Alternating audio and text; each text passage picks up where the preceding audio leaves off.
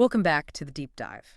Today, we are putting on the waders. We are stepping right into the thick of it, the body's Department of Defense. We really are. We're tackling the pathology of the white blood cells, the lymph nodes, the spleen, and the thymus. It is a massive topic. Yeah. I mean, it's essentially the story of how we survive in a world teeming with invisible things trying to kill us. Right. Bacteria, viruses, fungi, they are absolutely everywhere. And this system we are discussing today is, it's the only thing standing between us and them. And usually when we talk about these organs in, say, an anatomy class, we think of them as these static islands. You know, here's the spleen, it sits in the upper left abdomen, here are the lymph nodes, they are in the neck.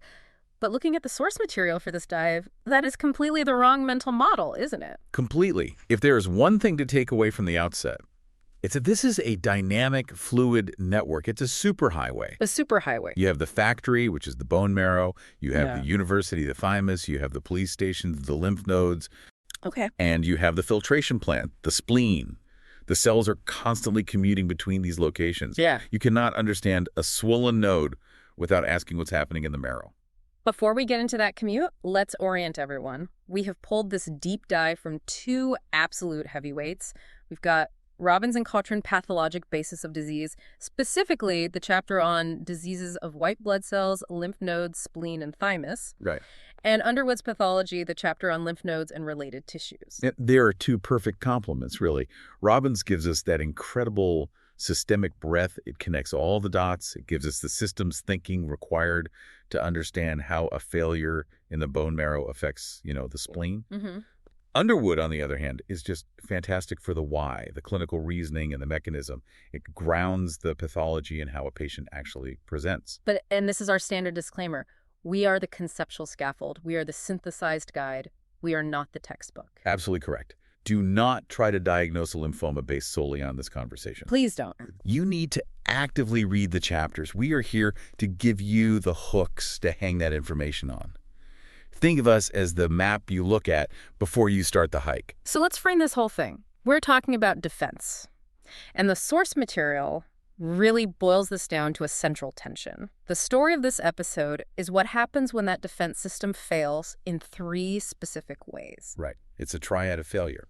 First, the defense can expand too much. That's a reaction. It's the body fighting back, sometimes a little too hard, causing inflammation and swelling. Okay. Second, it can collapse. That's immunodeficiency.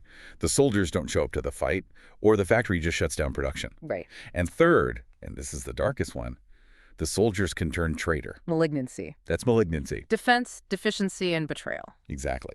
Okay, let's hit the upfront summary. We always like to give the listener the big 5 concepts to lock in before we get into the weeds. So what are they? Okay, let's drill these down. Number 1, signals, not just diagnoses. When you look at a blood count, white cells are high, white cells are low. Your instinct is to panic and think leukemia or marrow failure. Don't. Okay. These are signals. A high count might just mean the cells let go of the blood vessel wall because you're stressed. A low count might mean they're, hiding in the spleen. It is often a systemic signal, not a primary blood disease. So context is king. What's number 2? Number 2, architecture is order. This is vital for lymph nodes. When you look under the microscope, if the architecture of the follicles, the sinuses is preserved, it's usually benign. It looks organized. It's an organized fight. The body is fighting in a structured way. If that architecture is obliterated, if it's just a sheet of cells with no structure, that is chaos. And in pathology, chaos usually means cancer. Order implies reaction. Chaos implies malignancy. Love it. Number 3. Number 3, the spleen is a trap. We think of the spleen as a filter, but when it gets sick or enlarged, it becomes a trap. We call this hypersplenism. Hypersplenism. It starts sequestering and destroying perfectly healthy blood cells. You might have a great bone marrow producing plenty of cells, but your blood counts are low because the spleen is just eating everything. It's friendly fire on a massive scale. Number 4. Number 4, the thymic connection. The thymus is the university where T cells get educated. If there is pathology in the thymus, it is almost always linked to autoimmunity, specifically a disease called myasthenia gravis. So if the school is bad? The graduates turn on society. Exactly. And finally, number 5. Number 5, neoplasia as arrested development. This is the golden key for understanding leukemia and lymphoma. These cancers are clonal expansions that mimic a specific stage of normal development. What do you mean by that? The cancer cell is just a student that got stuck in one grade, refused to graduate, and then, cloned itself until it took over the whole school. If you know the normal developmental pathway, you can identify the cancer.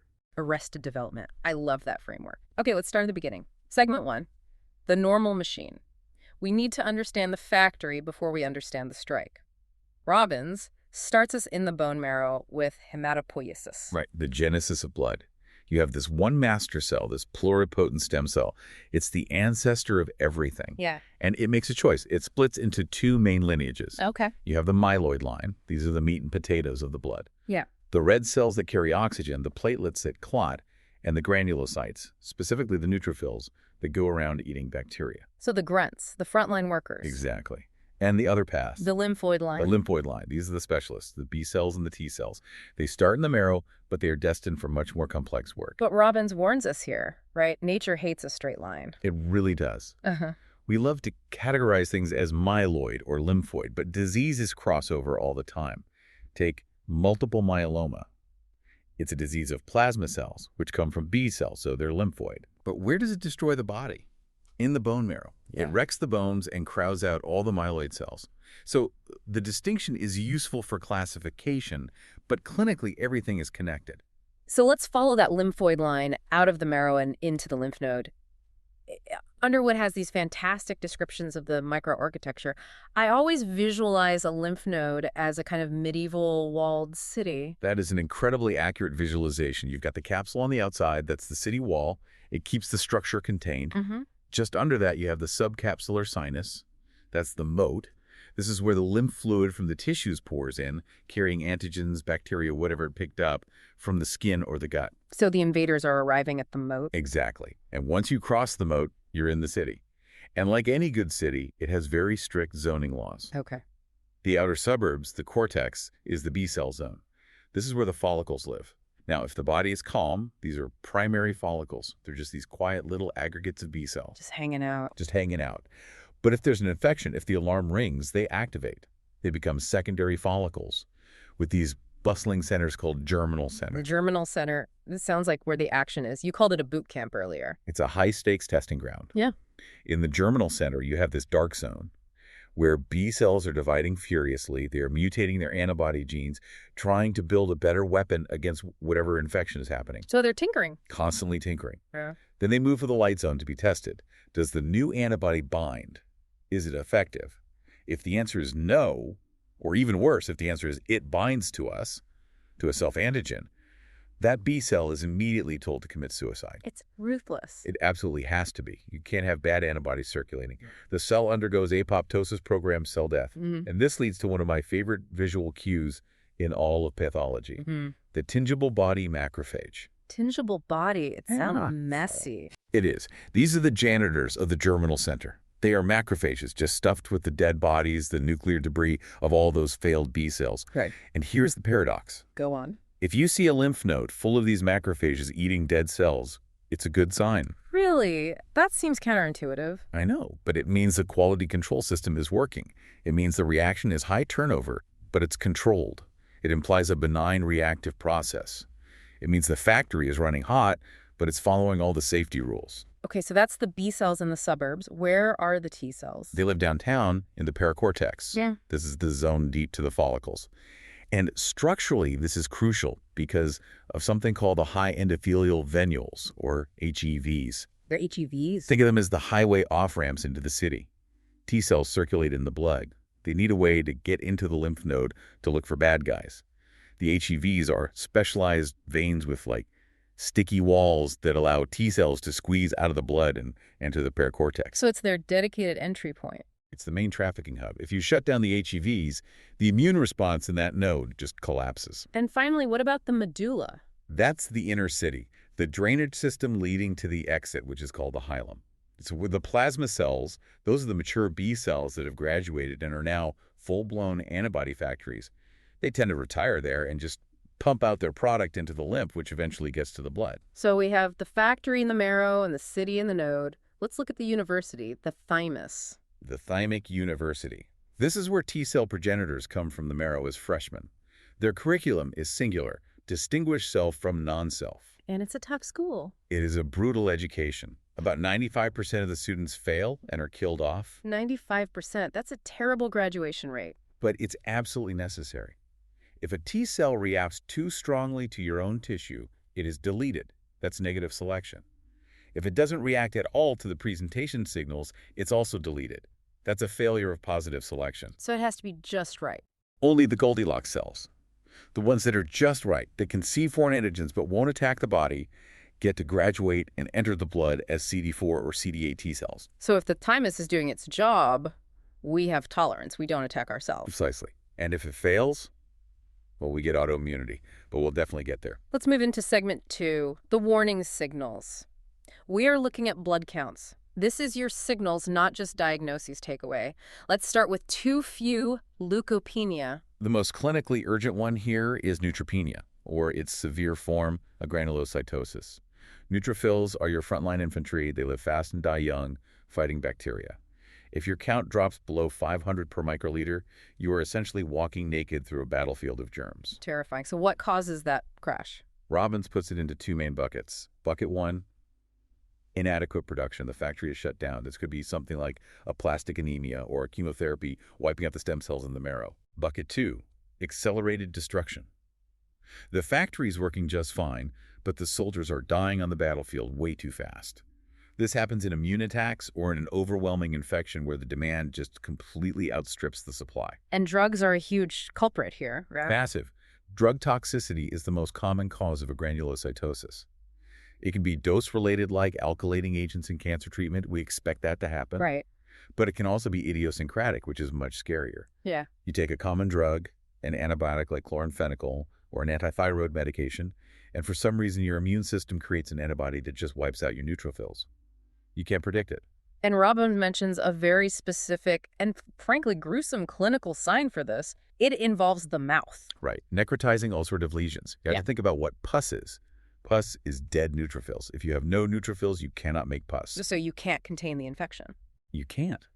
So when bacteria invade your gums or your throat, you don't get a nice contained abscess. You get unchecked bacterial growth and tissue death, necrosis, these deep gray-green, foul-smelling ulcers. That is a terrifying image. No pus, just death. It really drives home what those cells are doing for us every single second. Now, what about lymphopenia? Too few lymphocytes. This one is interesting because the mechanism is often more subtle. It's often redistribution. What do you mean? Take an acute viral infection. The body releases these chemicals called type I interferons. These chemicals basically tell the T cells, get out of the blood, go to the lymph nodes, go to the tissues where the fight is. So they're deployed. They're deployed. Yeah. So you draw blood and the count is low, but the cells aren't gone. They are just sequestered where they're needed. Okay, let's flip the coin. Leukocytosis. Too many cells. This is the body's alarm system ringing loud and clear. And again, the mechanisms really matter. You can have increased production. A chronic infection creates a sustained demand, so the marrow ramps up. You can have increased release. An acute infection causes the marrow to just dump its entire storage pool of mature cells into the blood. But the coolest mechanism, I think, is decreased margination. Explain margination. Okay, so normally, about half of your neutrophils are not actually flowing in the center of the blood vessel. They are marginated. They're kind of stuck to the walls of the vessel, just hanging out like bats in a cave waiting. Right. Now imagine you exercise really hard, or you get a scare and get a massive adrenaline rush from catecholamines. That adrenaline causes those neutrophils to let go of the wall. They demarginate. They flood the stream. Exactly. So you do a blood draw and the white count is high. But there's no infection. You aren't sick. You're just stressed. We call that stress leukocytosis. That is a crucial clinical pearl. Don't treat the stress with antibiotic. Please don't. But if it is an infection, specifically sepsis, the cells themselves actually look different, don't they? Robbins describes morphologic clues. They do. They look angry. Under the microscope, you see toxic granulations, these coarse, dark, purple granules in the cytoplasm. And you see dully bodies. Which are described as sky blue puddles. That's the poetic description. They're actually patches of dilated endoplasmic reticulum. It means the cell is ramping up protein production so fast to fight for its life that its internal machinery is literally visible. If you see toxic granulations in dully bodies, that patient is not just stressed, that patient is septic. Okay, rapid fire on the lineages. I see. Neutrophilic leukocytosis, what's the first thing you think of? Bacterial infection. usually. Eosinophilic. Worms, wheezes, and weird diseases. So parasites, allergies like asthma, and certain drug reactions. Eosinophils carry granules that are toxic to parasites, but they also cause the tissue damage and allergic reactions. Phagocytosis. Chronic bacterial infections. Tuberculosis is the classic example. Or inflammatory conditions like inflammatory bowel disease. Monocytes are the long game players. And lymphocytosis. Viral infections, that's the big one. But there is one bacterial exception that the board exams absolutely love. And that is? Bordetella pertussis, the cause of whooping cough. It causes a massive lymphocytosis because the bacteria releases a toxin that prevents lymphocytes from leaving the blood and entering the lymph nodes. They get trapped in the circulation, so the count goes sky high. Fascinating. Let's move to segment 3, the battlefield. Reactive lymphadenitis, swollen glands. We've all had them. But as a clinician, how do you distinguish I have a cold from I might have lymphoma? Underwood gives us a fantastic heuristic for clinical reasoning here. And it's simple. Is it painful? Painful versus not painful. Exactly. If a node is tender and painful, it implies rapid expansion. The capsule surrounding the node is being stretched quickly. That usually means acute inflammation or infection. Okay. If a node is non-tender, hard, maybe rubbery, and growing slowly, and that is ominous. That implies the capsule has had time to adapt to the growth. That points towards chronic disease or, more worrisomely, neoplasia. Tender equals acute. Non-tender equals scary. A good rule of thumb. Now let's look at the patterns inside the node. This ties back to our zoning laws. If the B cell zone, the follicles, is expanding, what is that? That is follicular hyperplasia. You see this in conditions that chronically stimulate B cells. Yeah. Things like rheumatoid arthritis, early HIV, and a common infection, toxoplasmosis. And Underwood mentions a specific triad for toxoplasmosis, which sounds important. Yes, this is a classic board question. If you biopsy a lymph node and you see 3 things. Yeah. 1, follicular hyperplasia, so big, active germinal centers. 2, small, scattered granulomas. And 3, marginal zone B cell hyperplasia, specifically these cells called monocytoid B cells. That triad is the pathological fingerprint of toxoplasmosis. Wow. It helps you diagnose the infection just by looking at the architecture of the node. So what if the paracortex, the T cell zone, is expanding instead? That's pericortical hyperplasia. And for this, you should think viral. The classic example is infectious mononucleosis from the Epstein-Barr virus, EBV. Right?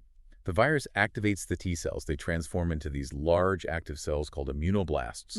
They proliferate and just crowd the paracortex. That is why you get such massive, swollen glands and monoblasts. The T cells are physically taking up much more space. And there's also something called dermatopathic lymphadenopathy.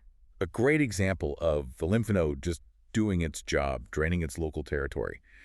If you have a chronic skin condition like eczema or psoriasis, the skin is constantly inflamed and shedding. The local macrophages pick up the melanin pigment and the lipids from the damaged skin and carry it to the draining lymph node. The node swells, and under the microscope, the paracortex is stuffed with these pigment-laden macrophages. It can look scary, but it's just a reaction to what's happening on the skin. Now let's get a bit more graphic. Necrotizing lymphadenitis. The tissue in the lymph node actually dies. There are 2 big ones to contrast here. First, cat scratch disease, caused by the bacterium Bartonella henselae. The histology is very distinct. You see these stellate or star-shaped abscesses. And they're surrounded by a wall of these elongated, palisaded macrophages. The body's trying to wall it off. Exactly. It's the body trying to wall off the bacteria that was introduced by the cat claw. Star-shaped abscesses. Hard to miss. And what's the other one? The other one is Kikuchi's disease. This is a fascinating entity. It usually affects young women, particularly of Asian descent. It presents as a necrotizing lymphadenitis. The tissue is dead. But, and this is the key, there are no neutrophils. No pus. No pus. Normally, necrosis attracts neutrophils. In Kikuchi's, it is apoptotic necrosis. The cells are just dying quietly. It can look terrifyingly like lymphoma on a scan, but it is benign and self-limiting. You just have to recognize it and wait it out. We can't leave this segment without touching on the special case of HIV. Underwood describes the lymph node changes in HIV as a drama in 3 acts. It really is a perfect description. Act 1, the explosion. This is early HIV.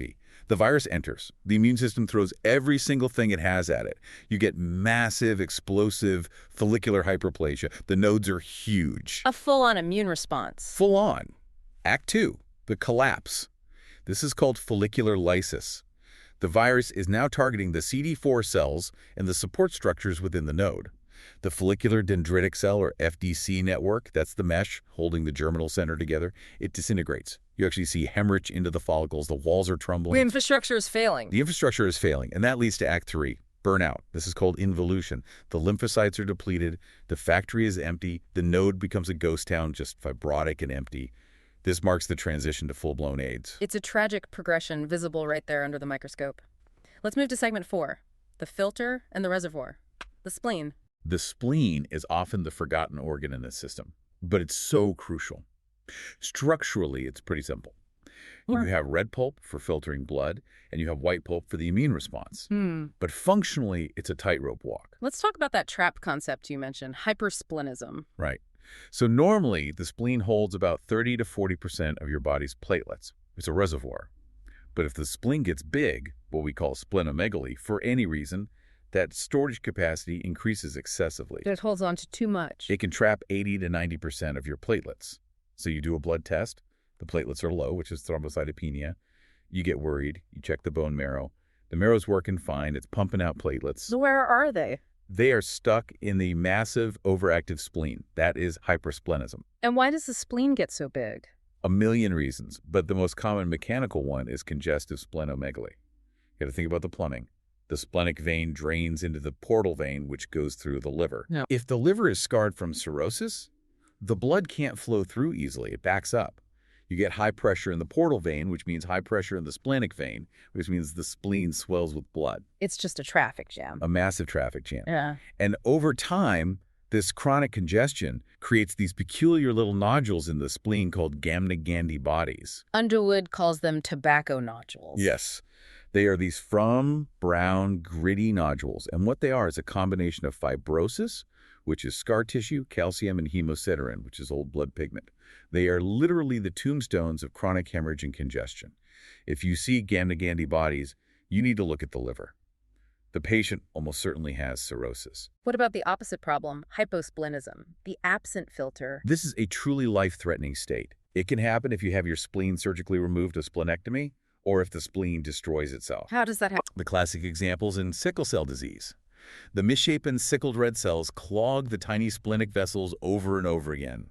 You get infarct after infarct. Eventually, the spleen just shrivels up into a useless little nub of scar tissue.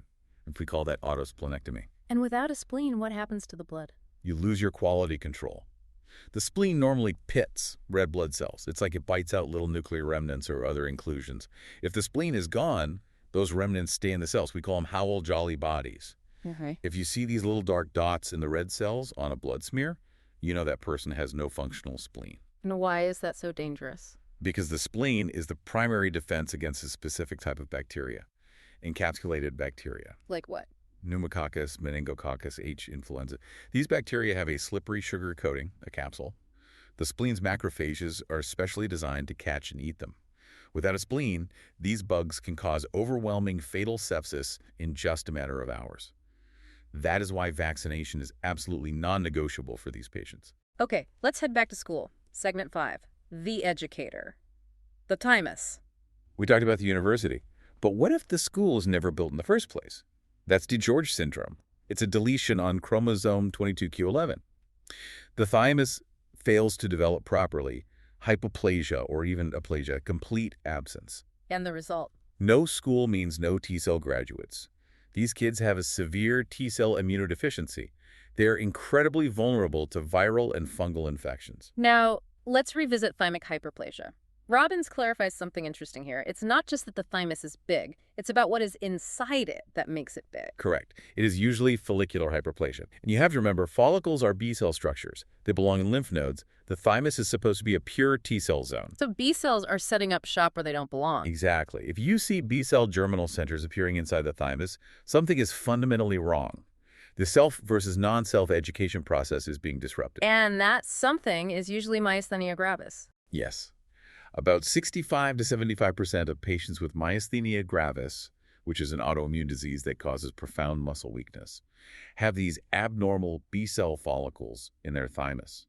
It's like a rival gang has infiltrated a university and is training insurgents. Wow. The B cells in that thymus are producing antibodies against the patient's own muscle receptors. And sometimes the thymus itself develops a tumor. A thymoma. Right. And we must be precise here. A thymoma is a tumor of the epithelial cells of the thymus, the teachers, not the lymphocytes who are the students. Yep. But the tumor cells still try to do their job, in a way. They're often full of non-neoplastic T cells because the tumor is still attracting them and trying to educate them. And does this also cause autoimmunity? Very strongly. About 30 to 45% of thymomas are discovered because the patient first presented with myasthenia gravis. It's also linked to other strange conditions like pure red cell aplasia, where the body stops making red cells, and hypogammaglobulinemia. It's a tumor that causes widespread systemic immune chaos. All right, we've arrived at the final and perhaps most intimidating segment. Segment 6. Neoplasia, when defense turns malignant. This covers the huge world of leukemias and lymphomas. It's a library of different diseases. But Robbins gives us that golden key we mentioned at the start. It's all about lineage and stage of differentiation. The arrested development concept again. Exactly. Every single lymphoid malignancy is a clone of a normal cell that got frozen at a specific moment in its life and just started dividing. Follicular lymphoma mimics the B cells in the germinal center. Plasma cell neoplasms mimic the antibody factories. If you know the map of normal lymphocyte development, you can place the cancer on that map. Let's break down a few key categories. Hodgkin lymphoma, what is the absolute hallmark of this disease? The Reed-Sternberg cell, the owl eye cell. It's this massive cell with two large nuclei that look like a pair of eyes staring back at you under the microscope. But here's the fascinating twist. In the Hodgkin tumor mass, the malignant Reed-Sternberg cells are actually the vast minority of the cells present. Wait, really? How can that be? Yes. Often less than 5% of the cells in the tumor are the actual cancer cells. The other 95% is a background of reactive inflammatory cells, lymphocytes, eosinophils, plasma cells, macrophages. So what are they doing there? The Reed-Sternberg cell is a master manipulator. It secretes all these chemical signals, cytokines, that call these other cells in. It builds its own entourage. It hides in a crowd of its own making. That is fascinating. The tumor is mostly a reaction to the tumor, and Hodgkin tends to spread in a predictable way. Yes. It moves contiguously from one node to the next down the chain, from the neck to the mediastinum to the axilla. It's orderly. That makes it more stagable and, thankfully, often more curable. So let's contrast that with non-Hodgkin lymphoma. Non-Hodgkin is the Wild West. It spreads unpredictably, it skips node groups, and crucially, it loves to go extranodal. It shows up in the stomach, the skin, the brain, places a Hodgkin lymphoma would rarely go. Robbins mentions Burkitt lymphoma here. You mentioned the starry sky pattern in reactive nodes earlier, but it appears here too. Yes, but for a much darker reason. Burkitt lymphoma is one of the fastest growing tumors in humans. The cells are dividing so fast that many of them just die from metabolic stress or making errors. The macrophages come in to eat the dead debris, and those are the stars. But the sky, the background, is not normal lymphocytes. It is a solid sheet of malignant, highly aggressive B cells. So, starry sky in a reactive node equals good. Starry sky in a solid mass equals Burkitt lymphoma. A critical distinction. Let's talk about the factory workers going rogue. Plasma cell neoplasms, specifically multiple myeloma. This is a disease of the most differentiated B cell, the plasma cell. Its job is to secrete antibodies or immunoglobulins. When it becomes malignant, it doesn't stop working. It goes into overdrive. But because it's a clone, a single family of cells, it pumps out one specific type of antibody and tons of it. We call that the M component or the monoclonal spike on a protein test. And what does this massive overproduction do to the patient? It absolutely devastates them. We use the acronym CRAB to remember the main feature. Okay, CRAB. C is for calcium. The tumor cells release factors that activate osteoclasts, which are the bone-eating cells. They dissolve the bone, releasing calcium into the blood. You get hypercalcemia. Okay. R is for renal failure. The antibodies, specifically the light chains of the antibodies, are small, and they clog up the kidney tubules. A is for anemia. The tumor crowds out the normal bone marrow, so you can't make red blood cells. And B. B is for bone lesions. Those activated osteoclasts literally punch holes in the skeleton.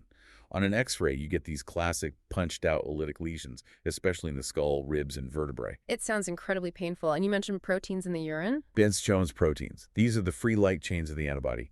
They are small enough to be filtered by the kidney, but they are directly toxic to the tubules.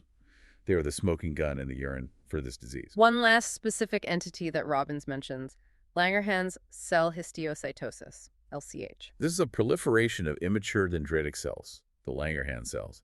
For a long time, there was a huge debate in pathology.